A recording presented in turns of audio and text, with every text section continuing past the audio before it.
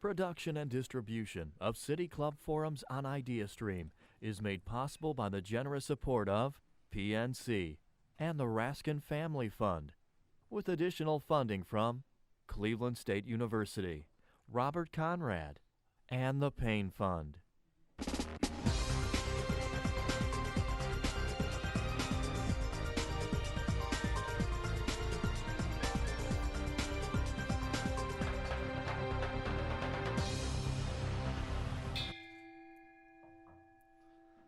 Hello, and welcome to the City Club of Cleveland. I'm Jim Renacci, and I represent Northeast Ohio in the United States Congress.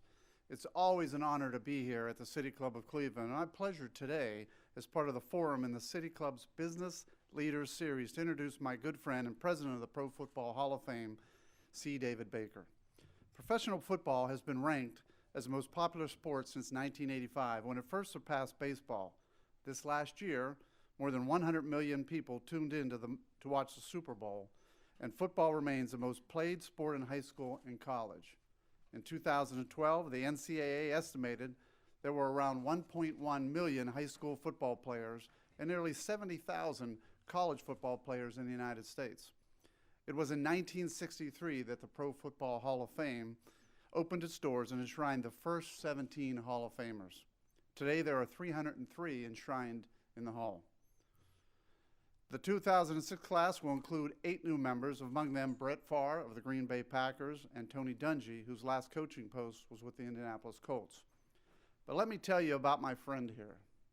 C. David Baker's physical stature, standing at 6'9", 400 pounds, is overshadowed by his immense vision for the Hall of Fame. Since taking the helm in January of 2014, David has endeavored to dramatically expand the Pro Football Hall of Fame's brand across the world, in addition to enhancing its campus in Canton, all while focusing on the organization's powerful mission statement. After receiving a Bachelor of Arts degree in English Literature from the University of California at Irvine and his JD from Pepperdine School of Law, during which time he served as the editor-in-chief of the Pepperdine Law Review, David himself played professional basketball in Switzerland and worldwide with a Christian basketball team that beat the best in the world. He was elected mayor and councilman of Irvine, California, and served 12 years as commissioner of the Arena Football League, where I first met David while I was the owner of the Arena Football League's Columbus Destroyers team and vice chairman of the board of directors. Fueled by his establishment of the first ever mission statement of the Fan of Bill of Rights in sports, the Arena Football League brand grew dramatically as the most fan-friendly league in the world.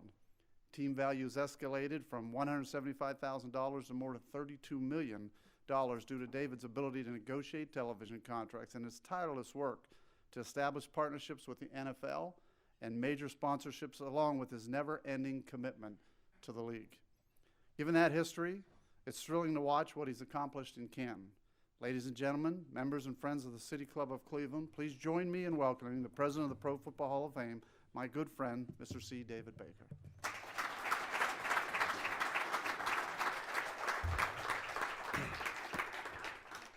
Let me just say thank you for that introduction, Jim. We've been friends for a long time.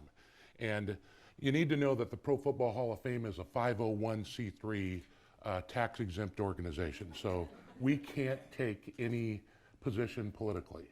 But I can tell you, as Dave Baker and Colleen Baker, this is the kind of leader that we want in Washington. Somebody who's owned a football team, somebody who knows what it means to huddle up when there's trouble, to overcome that adversary on the other side of the line. And I got to tell you, he's a great guy, in addition to being a great leader. Thank you, Jim. You know, it's so great to be at the City Club. I mean, a place where you have had politicians talk about world peace, social policy, foreign affairs, and of course, football. But I was thinking here, sitting in my chair, I've wondered if anyone has ever been introduced from this podium and had their weight announced.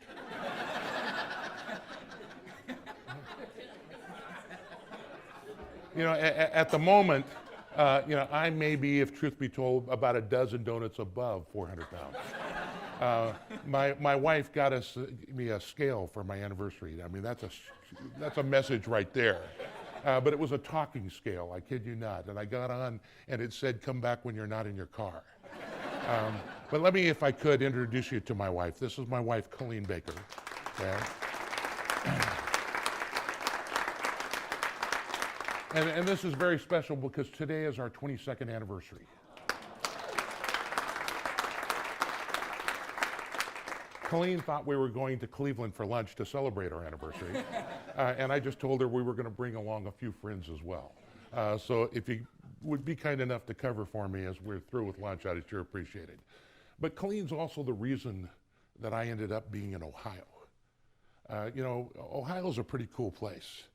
Every place you go, all you got to do is say OH, and people are into it. They're automatically united. But we don't do that in California. You don't go CALIFORNA. You know, I mean, California's different. You know, California's very transient. But, you know, I had the opportunity because I'm a lawyer, you know, all the things that Jim mentioned, and I was commissioner of the Arena Football League. I'd become a developer after that and had a big project in California. And I got a call and somebody said, hey, would you be interested in taking the job as president of the Pro Football Hall of Fame in Canton, Ohio? And I said, hey, I know the Hall of Fame, love it. I respect my predecessor, wonderful guy, but I don't think so. I'm kind of really busy right now with this other project. And I happened to be traveling in Atlanta and they'd sent me the resume. And I, you know, late at night, like many of you, I was cleaning up my email and I sent it to my wife and I said, hey, you'll never guess what happened today, and then I erased it. And she called me 15 minutes later and she said, hey, we're gonna go do this. And I said, sweetheart, I already told him no. And she said, will you call him back? And I said, sweetheart, we've got this big project that we're working on. She said, yeah, but it's at that point where you could give it to somebody else. And I said, sweetheart, I don't know if you know this, but it is cold in Ohio. It is colder than you've ever been from Newport Beach, California. And she said, I don't care, we're going. I said, why? And she said, have you read this? And I said, no. And she said, you better read this because this is what you believe. You see, what was in that job description talked about the values of the game of football, about what you can learn by being a part of sports. And what wasn't in my introduction was that my mom and dad, neither one of them could read or write. And if it wasn't for sports, I wouldn't have gone to college. I wouldn't have gone to law school. I wouldn't have gone around the world. I wouldn't be standing meeting incredible people like yourselves. But fortunately, I had a wife who recognized a purpose and said, this is more important than money. This is more important than a more favorable climate. This is more important than even being with our kids and grandkids as much as we love doing that. She said, having a purpose and doing what we believe is the most important thing we can do.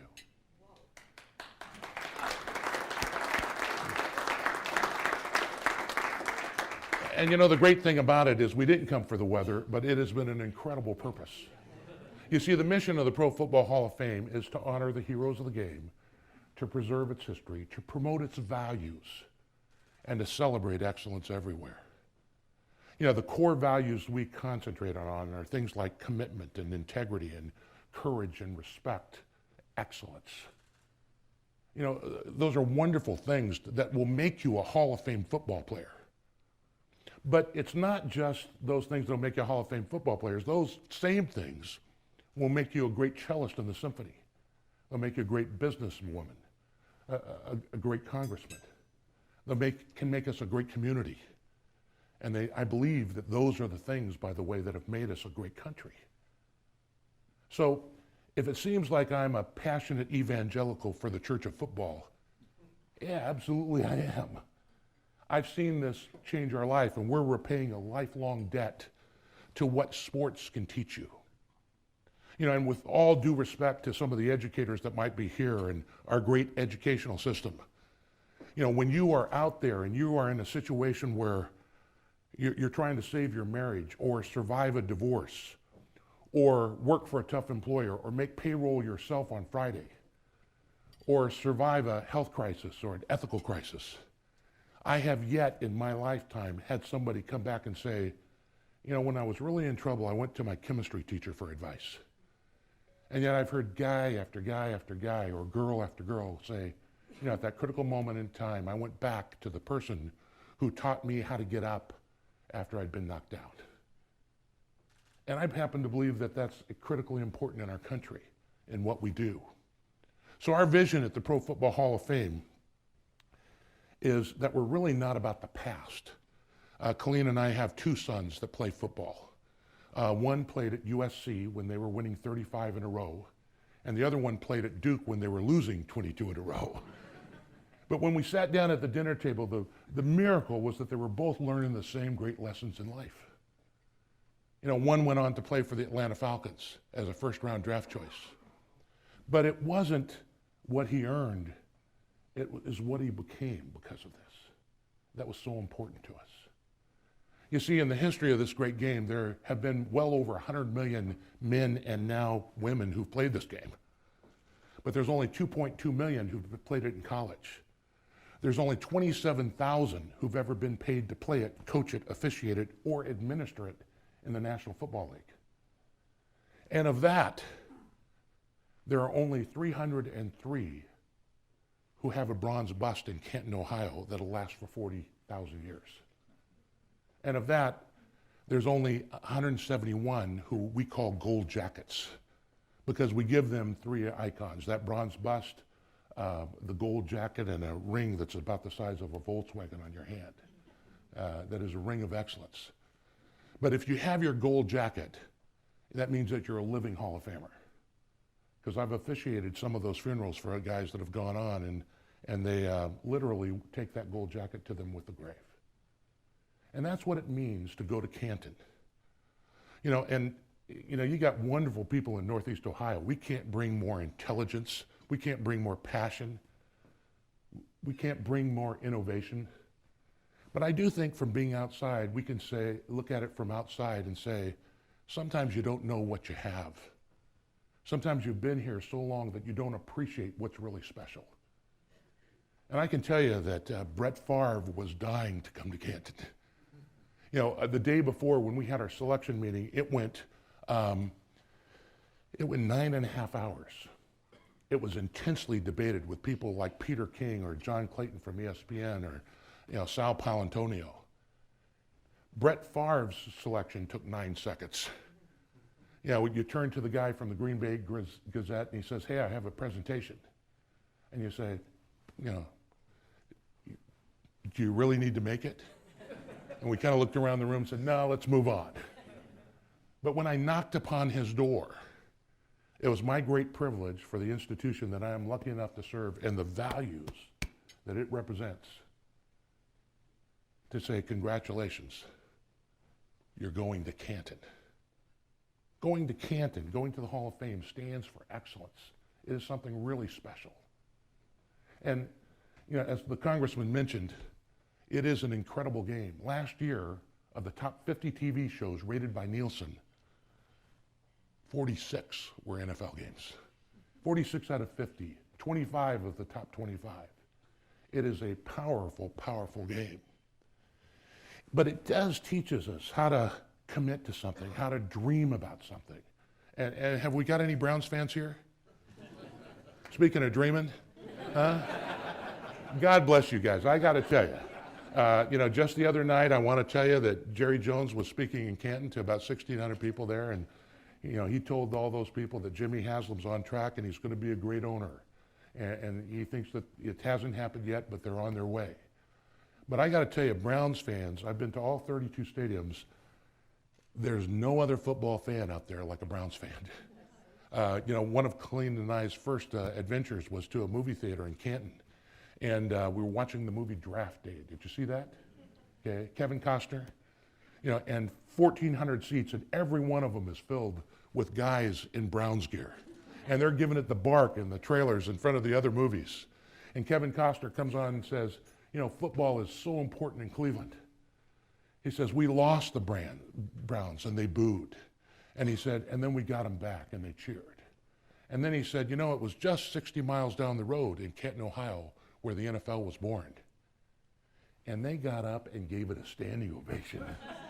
And I thought, God bless these Browns fans. They will buy a ticket to a fictional movie, you know, just to have some hope. But I do think it's on their way. But, you know, it's incredible what a spirit of a team can do. In the 60s, a guy like Vince Lombardi went to Green Bay, Wisconsin, population 90,000. And all of a sudden it became Titletown because some people came together and said, yes, we can. Isn't that incredible? In the 70s, the Pittsburgh Steelers, and the congressman may lose some votes over this, but he's a Steelers fan, okay? But the Steelers in the 70s, you remember that, they lost steel in Pittsburgh. Can you imagine that? The Steelers had no steel in their town. And not only lost steel, but they were losing hope. And then they drafted this guy named Mean Joe Green. And Mean Joe Green kind of brought hope back to that locker room. And that spread from the locker room to the practice field, and from the practice field to the stadium. And then it spread from the stadium to the city. And then all of a sudden, Terry Bradshaw throws a pass, and Franco Harris makes an immaculate reception. They win a couple Super Bowls, and they reinvent themselves as this great technology center. In the 80s, it was the San Francisco 49ers. They were split and they were divided. You know, the mayor and a supervisor were assassinated. But Eddie DeBartolo comes to town, buys the team, and they huddle up and bring people together. In the 90s, it was Jerry Jones and the Dallas Cowboys. They were in a horrible recession. You know, nobody believed in Dallas. They won a couple Super Bowls, all of a sudden real estate is back up and everything's going great. And you all know what happened during Katrina with New Orleans. Half the city leaves, fully half the city. And all of a sudden Steve Gleason blocks a punt and they come back and, you know, they march all the way to the Super Bowl, and all of a sudden the music is back in New Orleans. You know, the illustration for all of us should clearly be that if you got some hope, if you got some people who believe, if you've got some people who will come together, miracles can happen. And I think right now you've got some wonderful things happening here in Cleveland. You know, okay, it started with Johnny Manziel. He's not here anymore. But when Johnny Manziel came, people got hope. He sold more jerseys than the three previous first-round draft choices combined. Then all of a sudden, LeBron's back. Now people are feeling really good. Ohio State wins an NCAA championship. You know, the circus is coming with the Republican National Convention, okay? So now we're on a roll. And down in our area, we're doing this little thing called Hall of Fame Village, which we're pretty excited about. It is a $500 million project around the Hall of Fame that we want to build to get ready for the NFL's 100th season that will be in 3 years. On September 17th of 2020, it will be the 100th anniversary, the NFL centennial of when the NFL began in Ralph Hayes' showroom of the Hupmobile car dealership, you know, where Jim Thorpe gathered and George Halas was there, and they gathered and sat around on the fenders of the cars and the floorboards, and they started this thing called the National Football League around a couple buckets of beer during Prohibition, I might add, okay? And from that, we have this great vehicle that stands for a lot today. But what we're doing down there, through the generosity of people like Tom Benson, who provided us a gift to start Tom Benson Hall of Fame Stadium, and Stu Lichter, who's one of the biggest developers in Ohio and has 150 projects throughout the United States. But we're going to have the National Youth Football Complex down there, which is 12 fields that will import 160 to 180,000 athletes and their parents into the community every year, you know, to learn not only how to play the game, but the values from the game that will make them better mothers and fathers themselves someday. There'll be a center of excellence with a performance center for how to perform better, for safety, for research. There will be a coaches university. There'll be an officials institute. There will be a spectacular hotel. That'll be a 5-star hotel because, again, when we have our game down there, our teams have to stay in Cleveland because the collective bargaining agreement requires that they have to stay in a 5-star hotel. So this will be an opportunity for us to have them in our own area down there. There will be a thing called the Hall of Fame NFL Experience that will be, for lack of a better term, a Disney-like experience for football that everyone will want to come to. But I hope you see that, you know, from what was referred to at one time from the mistake on the lake, I think it's now greatness on the Great Lakes. And it is moving from there down to Akron, down to Canton. And people are coming together. You know, the difficulty about politics, and again, you know, I don't want to certainly get into that here. But, you know, politics tends to divide. And it tends to pit more than just Republicans and Democrats against each other. It depends, you know, people of this faith versus that faith, and this nationality versus this gender, and, you know, and it tends to divide and separate. But what you love about this is that sports tend to bring us together. And there are great values that we can learn from this. You know, I mentioned before that our family owes a lot to this. When I was in college, I brought a teammate home to have dinner. And as I mentioned, my mom and dad couldn't read or write, and you know, we have a long line of trailers in our family that stretches back to Arkansas and Mississippi. And when I brought my teammate for dinner, my dad, God bless him, wouldn't let him in the house because he was black. And that was a tough day for me. It was a very difficult day. Because you see, my dad wasn't a bad guy. But he did grow up in a different time and a different place where that just wasn't done. My son, who played at USC and was a 3-time All-American there, and then went on to the Cardinals, and the Falcons. Did I say that? Gosh. Oh, man. Went on to the Falcons. He is married to the most beautiful young African-American lady that you would ever want to meet, inside and out. We've got a spectacular grandson named Gunnar, who is just a wonderful, wonderful blessing in our life. And you know how that happened between my dad's generation and my son's generation? It was this ball. You see, do we have any Notre Dame fans here, by any chance? How about Michigan? Yeah, you know what? We both love to beat Notre Dame. But, you know, I don't know if anybody remembers the play that Reggie Bush a couple years ago, where it's the end of the game. You were there? Yeah. Were you rooting for Notre Dame? Yeah. You know, kind of came up short that day, didn't you? But, you know, at the end of the game, it's been a spectacular game. Both teams gave everything they got. You know, but it comes down to a goal line stand, and Matt Leinart, quarterback for SC, takes the snap, tries to go up the middle. The Notre Dame line kind of stops him. He turns, kind of rolls around to his left, and Reggie Bush pushes him right over the big tail of this beautiful left tackle that was my boy, okay? You can recognize the resemblance when I turn around, okay? It was a great moment for us, I'm sorry. But the next year, we're playing against the University of Texas. It's the national championship game. It's late in the game. We can't stop Texas from scoring, but if we get a first down, we'll run out the clock, and that'll be it. Of course, what do? We run right over that left tackle, and we come up 1 yard short. You see, to my son, he measures a man or a woman by whether or not you can help him get that 1 yard. When Martin Luther King said, "I dream of a day when my children will be judged not by the color of their skin, but by what? The content of their character." To him, it doesn't matter whether you're a man or a woman or black or white or Hispanic or Samoan. Might help if you're Samoan, actually, as an offensive lineman. But if you can get that 1 more yard, you are his brother.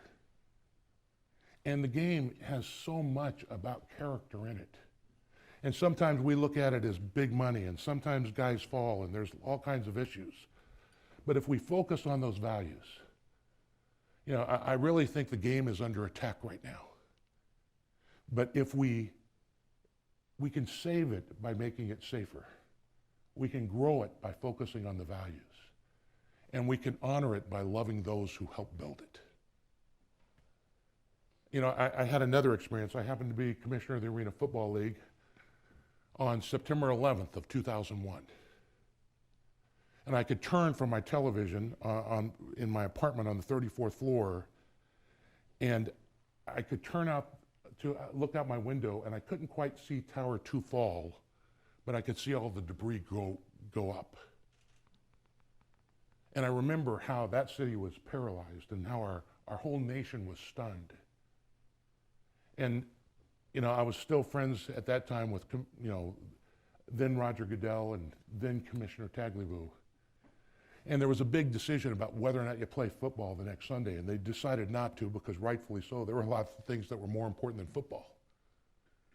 But what was really spectacular was that the next week, if you remember on that Sunday, it didn't matter whether you were a football fan.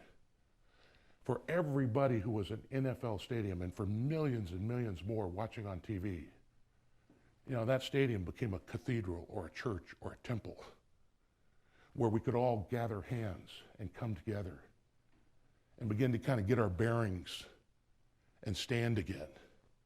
So much so that 11 years later, we played a Super Bowl in that same town, never breathed a word about 9/11.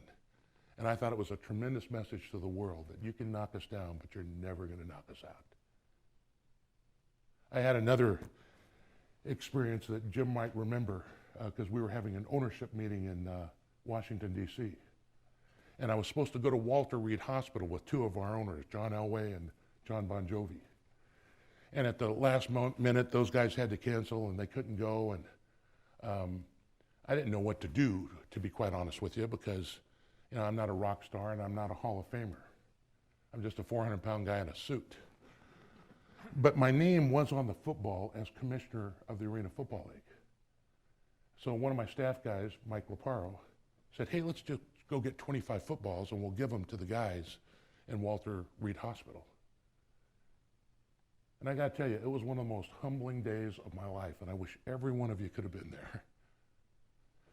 I gave a football to a guy who had no arms and apologized to me that he couldn't accept it with his hands.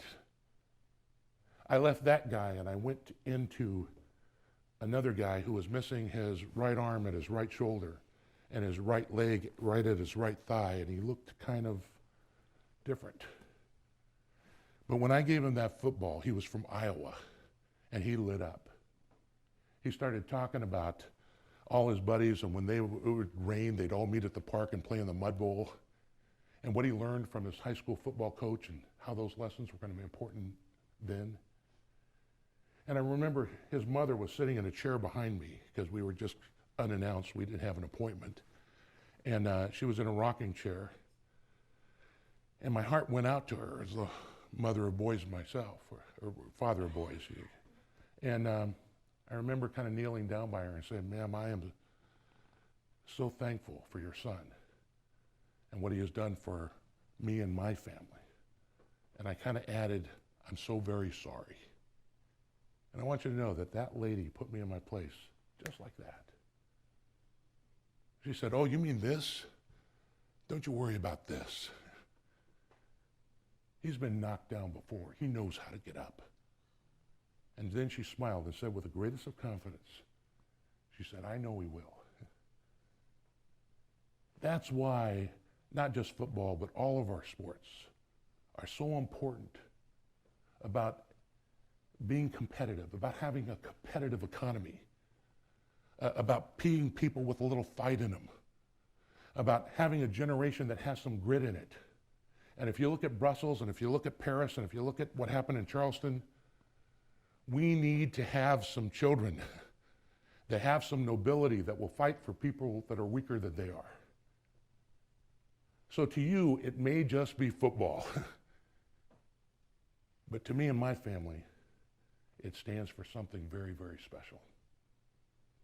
We think it stands for the kind of character that has made and can make this country great. That's what we're about at the Pro Football Hall of Fame. That's what we're proud to serve, and the guys we're there. I'll just conclude with this one statement. Hope you come down to the enshrinement. Hope you come down to the Hall of Fame. If Walt Disney had the happiest place on earth, we'd like to think that the Pro Football Hall of Fame is the most inspirational place on earth. I didn't understand it when I got there, but every day at the Pro Football Hall of Fame, we have someone go through who's terminally ill. And for whatever reason, they want to go see the Pro Football Hall of Fame before they die. And I think it's because it's associated with what we talk about today. And our Hall of Famers, you know, they didn't fall out of bed great. They work to be great. And they're not perfect people. They know that. But for a moment in time, they got together with other people who weren't perfect, and they did something that was excellent.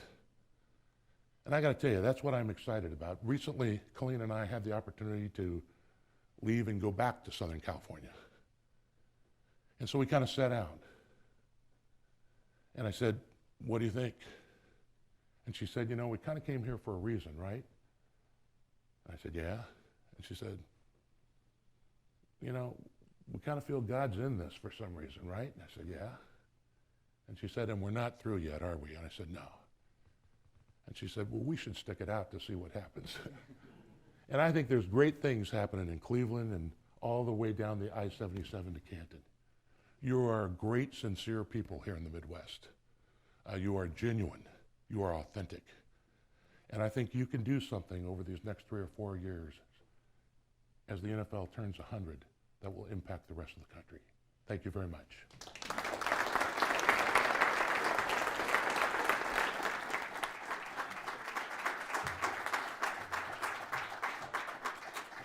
What are the chances that you would wind up in the only congressional district in America that's represented by a former arena football owner? I think it's 1 in 435. I'm Dan Walthrop, Chief Executive at the City Club, and today we're enjoying a Business Leaders Series forum with C. David Baker, President of the Pro Football Hall of Fame.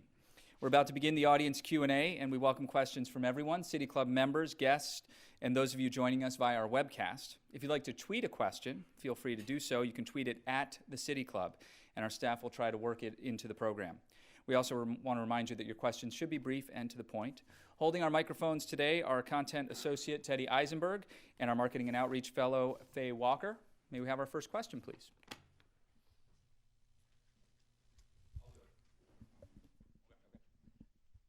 So, first question here, and this is, you referenced it earlier. You didn't use the word concussion, but that's what we were talking about.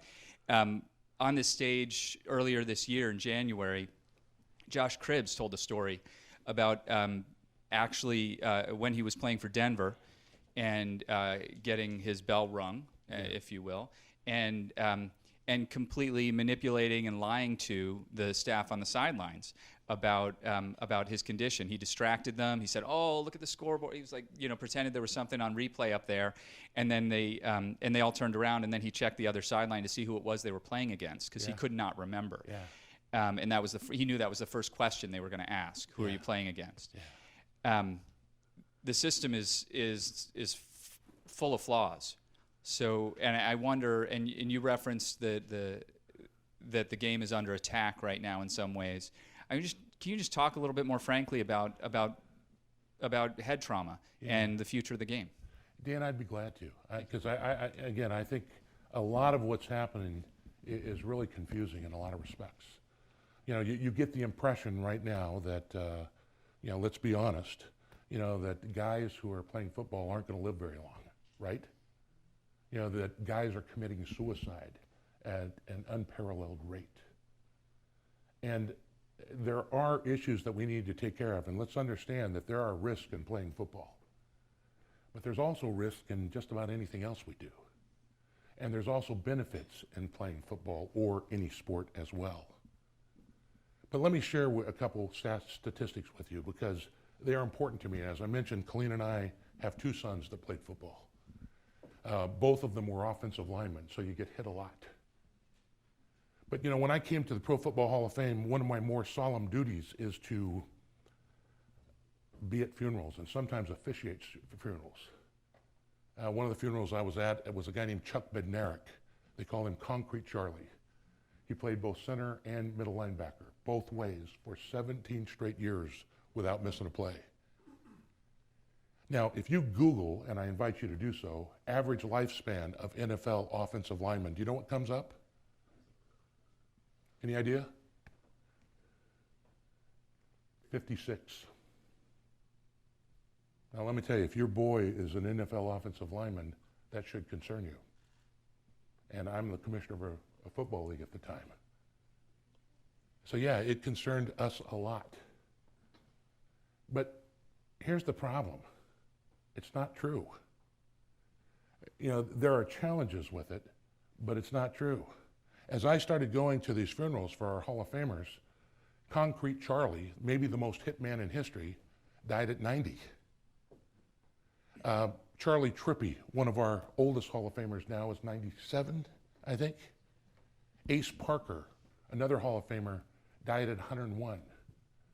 The funerals of the guys I'm going, with one notable exception because of cancer, Charlie Sanders, who himself was 70, every other guy has been in the late 80s or the early 90s.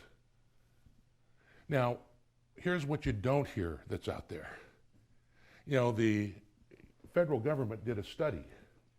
I think it was in 2007 and then updated in 2012 by the National Institute of Safety and Health. And they took 3,489 football players who had played at least 5 years, and they kind of measured them against the guys that watched them on TV. You know, from 1959 to 1989, over 30 years. You know that their morbidity rate, the number of guys who died in that group, was 9% for the NFL players. For the guys who watched them on TV, it was 18%. Out of 17 top killers, NFL players live longer in 14 categories than the guys who watched them on TV. The guys who had a obesity rate of over 30, kind of like myself, you know, they were in a situation where, you know, they didn't do as well. And the one other area was neurological disease.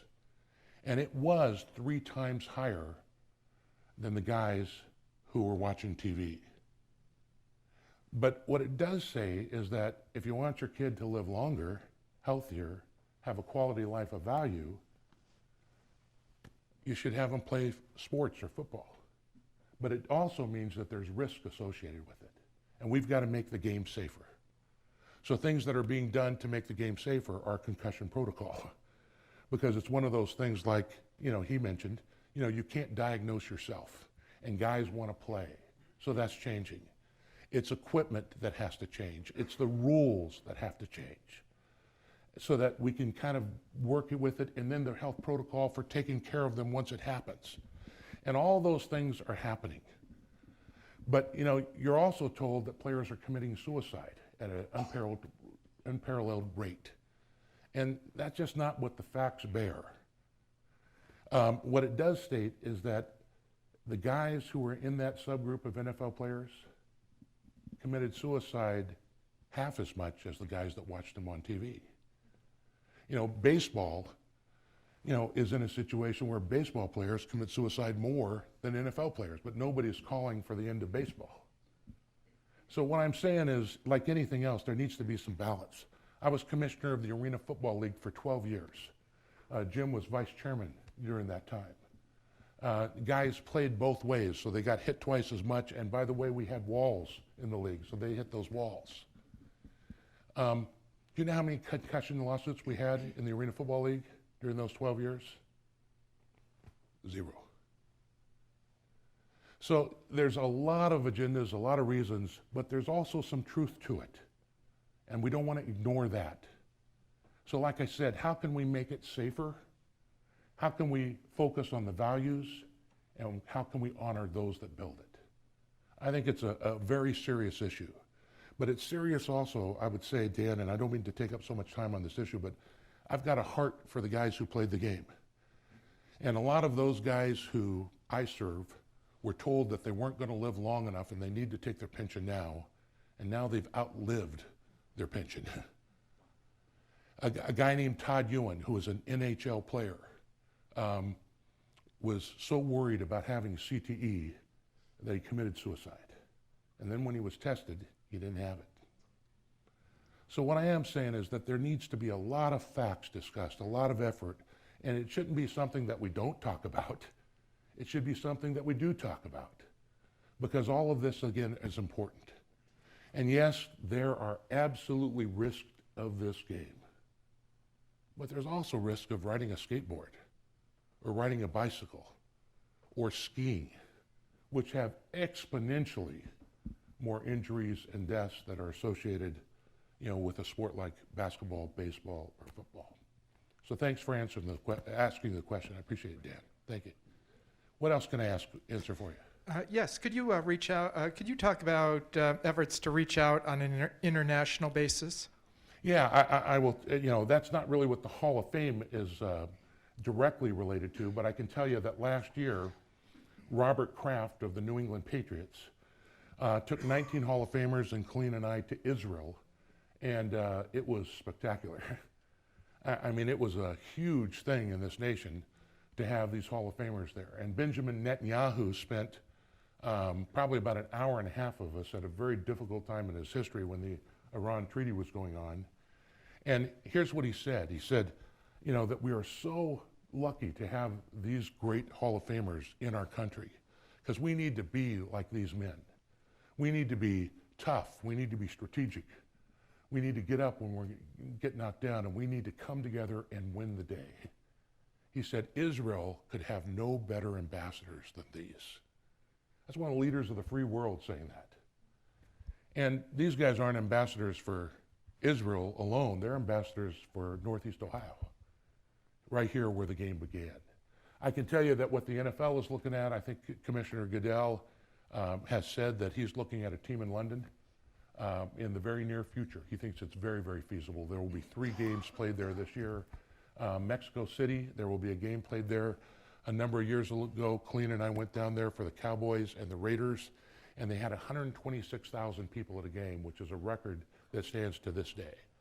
So it's not just the United States. It's clearly, if baseball is our national pastime, the NFL has become our national passion. But it's kind of growing to the world right now. I just wanted to say thank you for everything that you've done in the town I was born in, Canton, Ohio, a town that definitely needed a boost, and everything that you're doing just can't say enough about. One of the questions I had is, when in building the infrastructure that you are, what kind of people and what are the characteristics that you're looking for to get that extra yard in business? Yeah, I think we're looking for people that are coming together. We have in our agreement with Stu Lichter and IRG that Hall of Famers, business leaders from the local community, and minorities would always have a seat at the table.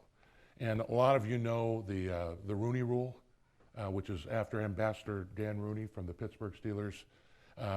During a time when there was African Americans trying to be coaches in the league, Ambassador Rooney said, it should be a rule. You don't have to hire that person, but you always have to go through the process and make sure that there's at least one minority that you're interviewed before you hire somebody. And it's had a huge impact. So we've kind of adopted the Rooney Rule, down there in Canton. But the bottom line is we're looking for some people who will carry the ball, some people who will play as a team. Again, so many of these values are values that you use in your business every day. They're values that you use in your family, and your family is clearly the best team you'll ever play on. Over the years, there have been candidates who have been inducted into the Hall of Fame despite having significant off-the-field issues. What role do you feel off-the-field issues should play in the induction process? Yeah, I'll tell you, the bylaws specifically say that off-field issues don't come into it. It's just what that guy does on the field. But every voter that I've seen in my last 3 years is in a situation where they vote their conscience. And I think they look at this mission statement, and I've seen it have a big impact on some of those votes.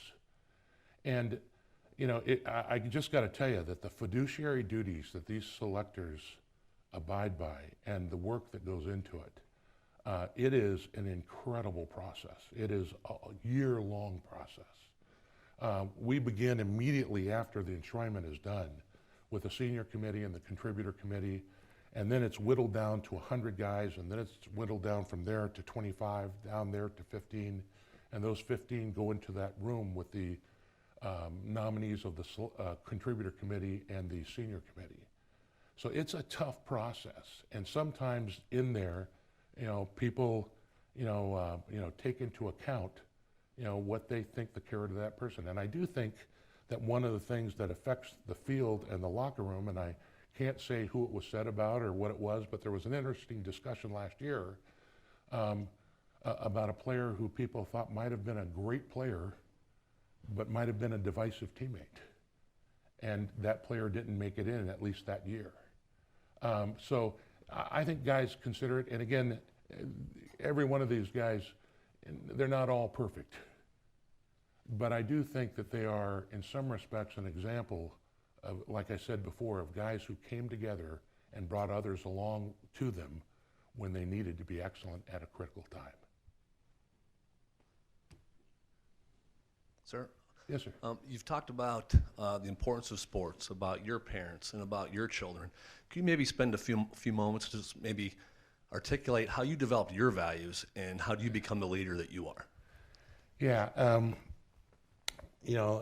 thanks for that. I appreciate it. I'm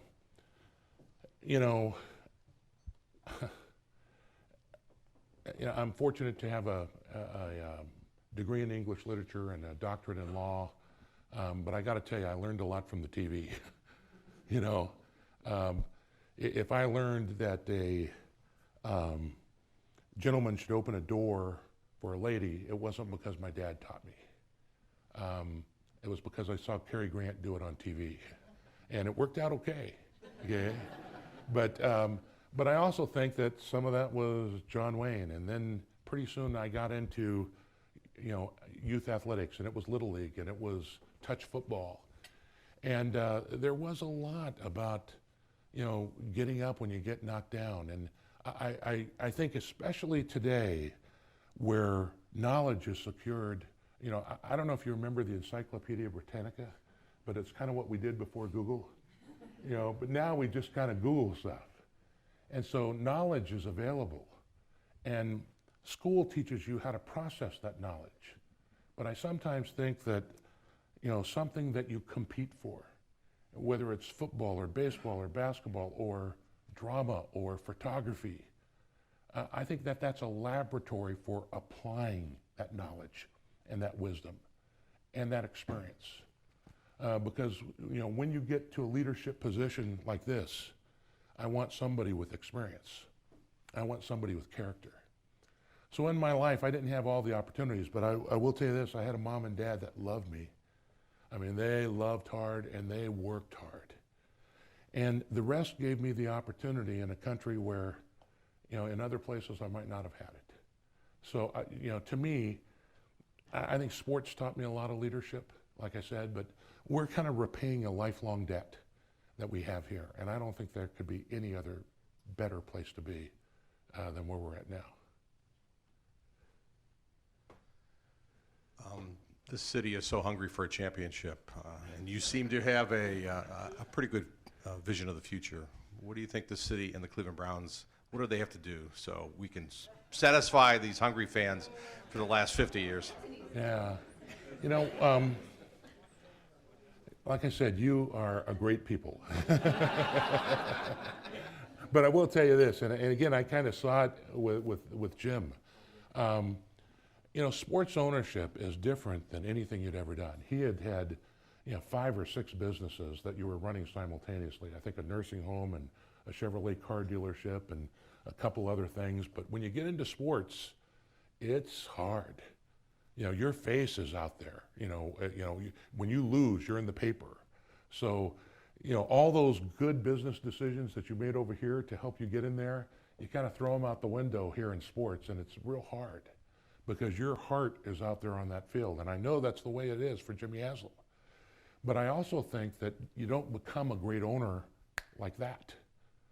It takes some time to learn what's important and how to put the pieces together. And, you got to remember that Jerry Jones, the year before, when he got started, he was losing. He just shared with me not long ago, I think it was $100,000 a day that he had to make up every day. If you take a nap, you lost $50,000, okay? And that was America's team.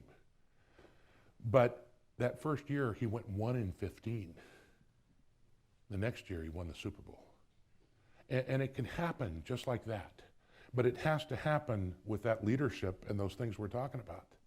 And I think that's what you saw last year with Denver. It wasn't just Peyton Manning. It was his experience. It was a great defense. And what I've seen is that it does cycle. Those guys, the NFL does a wonderful job of scheduling where, the guys who ended here have a more favorable schedule here. But I think you got a great coach in Hugh Jackson. I think you got a guy who's learning and working really hard at it and dedicated to it, and Jimmy Haslam, who happens to be, by the way, on the board of the Pro Football Hall of Fame. So I know he's deeply committed to it. But I know it's been a lean time here, and I think a lot of that had to do with when you came back. I mean, you guys didn't even start as an expansion team. You kind of really started from the bottom here. So I think you got a great core guy in Joe Thomas and some other guys there. But, I think the fans, they're never going to let the Browns down. And when you start seeing some hope, I will tell you, this city and this state is going to go bazonkers. Like nothing else in any other NFL city. And that's why we don't want to go back to California. We want to be here when it happens. Yeah. Hi. You were talking about the Hall of Fame Village. I wanted to know if you could expand a little bit more on where the process is, how the land acquisition around it is going, what challenges you're seeing in making that happen. Yeah, in terms of our land acquisition, we have bought 29 homes over about the last 3 years. And again, it's not eminent domain, and we're not taking anybody's home. We buy it when we can find a price that is good for them and good for us. And according to the repository, which is our paper down there, they say we've been paying 47% too much for those homes. But most of the people we're working with are really excited because, again, when you make one job happen, each one of those guys that's wearing a yellow vest out there on the construction teams, that kind of feeds a family of 4. And as we grow, according to the economic study that we had done by Convention Sports and Leisure, which does a lot of this stuff for all the major sports leagues, it says that at its peak, it could be 13,000 jobs. Now that's a huge shot in the arm. But I think so far, things have gone pretty well. A big challenge for us is we can't do it all at once because we have to always come back and have that enshrinement in our Concert for Legends and the game that kicks off each NFL season there. So this year, we will have finished one half of the stadium. We'll put the field down again. We'll have the game, the enshrinement, and the concert, and then we'll pull it up immediately after that game, and we'll start the other half. But like I said, the hotel should start September 1, the Center of Excellence shortly after that, and we think it's going pretty well. The state has been supportive, the city has been supportive, the NFL has been supportive. We think we've got a great business team with respect to it.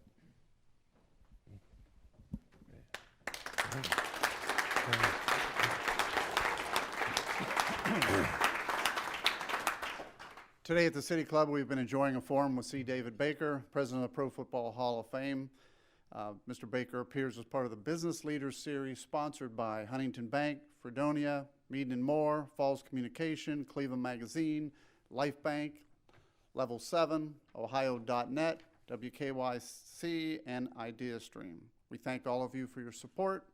Thank you, Mr. Baker. Thank you, ladies and gentlemen. This forum is now adjourned.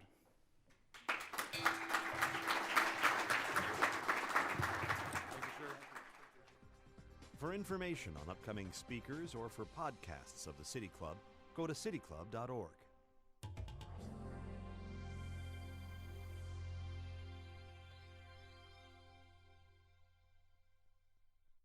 Production and distribution of City Club Forums on IdeaStream is made possible by the generous support of PNC and the Raskin Family Fund, with additional funding from Cleveland State University, Robert Conrad, and the Payne Fund.